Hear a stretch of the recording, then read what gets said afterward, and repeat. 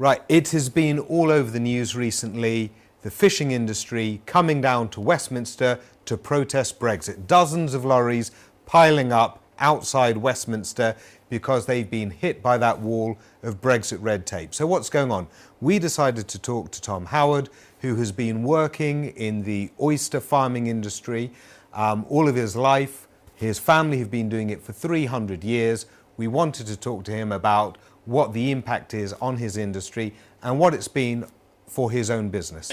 So you're on the East Coast in Essex and farming your oysters there, and when talking to fishermen around you, they were all pro-Brexit then. Where are they now? What are they saying? We've had some fishermen, some English fishermen, come out and saying, you know, they were had and they were angry about it, but a lot of them seem quite silent on the matter. Yeah, they've gone very silent still where I am, locally. They're not very keen to talk about it at all where I am, a lot of the fishermen. And, I mean, there's a lot of oystermen who do fishing as well, and they've moved from fishing into oystering because there was more money there, because the fishing industry in Britain has been dying for small local communities like ours. But they've all been very pro-Brexit and thinking it was going to be something wonderful. But now, in the past couple of weeks since January the 1st, they don't want to talk about it. They're not vocal. They don't have an opinion anymore. It seems it's almost like we don't talk about that anymore. It's, if you even want to have a conversation, it's swept under the carpet because it's not happening how they envisaged. I'm not quite sure what they envisaged would happen. I'm not quite sure what their rose-tinted view would be of what would happen on January the 1st, but whatever they thought was going to happen hasn't. Yeah, and that wall has hit very hard, hasn't it? Because the paperwork coming in suddenly, the lack of support that the government have, you know, it really jumped. It turned 180 quite dramatically, and now it's one of the top issues. Let's talk about you though and your business, because you've been hit by both the pandemic and then now Brexit. So you're 8th generation oysterman. Your family has been in this for about 300 years now, in the same area, building up that trade.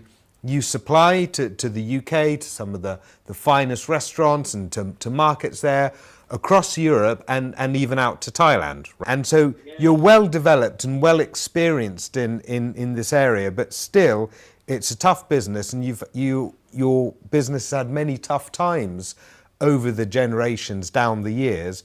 But right now you're quite concerned for its existence from what I understand, because that pandemic has really shut down the hospitality industry. And then when we talked to you over the summer, you were dead worried about what Brexit would do, particularly a no-deal Brexit. But from what I understand, this deal itself is very much in the same place as a no-deal Brexit as far as you're concerned, as far as exporting is concerned. You don't have the tariffs, but you do have the red tape barrier. So yeah, and I think ultimately, I mean, we were supplying Spain, Belgium, and Germany regularly, especially to 2000. I'm forgetting 2020 even existed in regards to anything. 2019, we were supplying Belgium, Spain, Germany, and sending a healthy amount to each of those countries.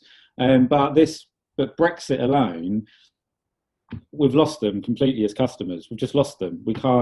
We physically can't send oysters to them anymore because of the cost that's involved with that paperwork.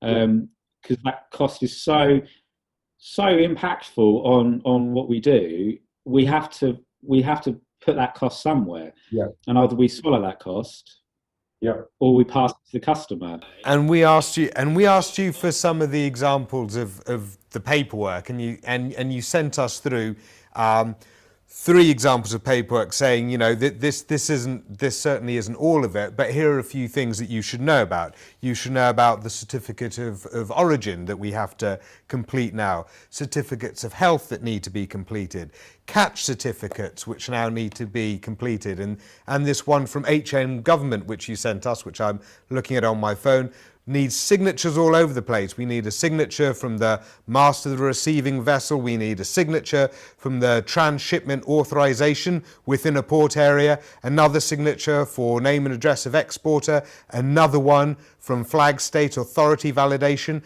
another one on the importer declaration with their name and address, and then you need a signature at the end, and then you need a stamp. So this has to pass through a lot of people's hands. This is time consuming, right? Very time consuming.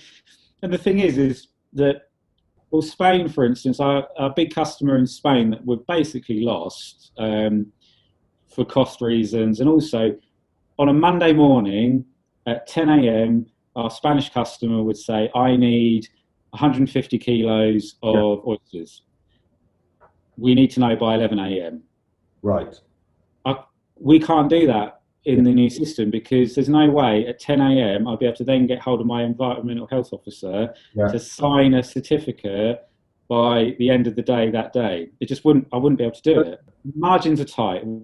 It doesn't matter who you are. These big guys in Scotland or whoever, they sell a lot of shellfish, but they have to sell massive bulks of it. I would assume, based on my own business, to make up those margins, because margins are tiny within food. Anyone in the food industry knows margins are horrible.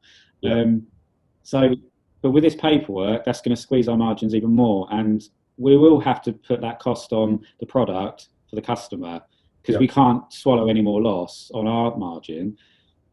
That won't compete with Danish oysters, Irish oysters, French oysters. They can send their oysters all around Europe without any of this paperwork, without any of that hassle, and on a click of a finger.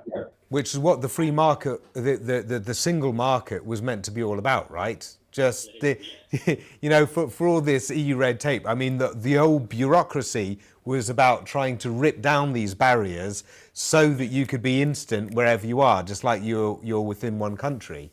Whereas before, by being in the single market, they just catch them and pack them off, and that's it. Not sending it to, it's like me sending a box to you right now. I just put it in a box and send it and don't have to think about it. Well, that's what we're doing in Europe. Well, we care, Tom, and we want to chat with you again when we can, and keep us updated, and fingers crossed, and we'll stay in touch. And thanks ever so much for your time again. Thank you for having me. It's been great. So after that conversation, my reflections are this: that it's sad. It's quite a bleak situation for UK fishing industry.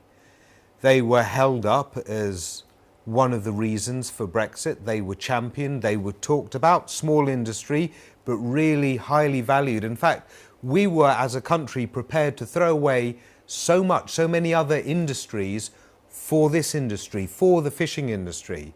But then at the last minute, our government capitulated on that as well, threw them under the bus at the last minute, just before Christmas Eve. And then you've got other ministers like Dominic Raab basically denying that it's a problem at all, saying it's got nothing to do with the trade deal, that this industry is now collapsing on us as we speak. And even the Prime Minister, who championed them all the way through, is now saying that all these problems are caused by these people not being able to fill in paperwork correctly, and that it's just teething problems, it's transient, ephemeral, it will go away, when we know that this is actually, and as we've been told, now set in stone as how they're going to have to operate, and it costs too much for them. So where are their champions now? Nigel Farage, who is happy to stand on many boats with them before, hasn't been tweeting about this, hasn't been talking about this. Where's he?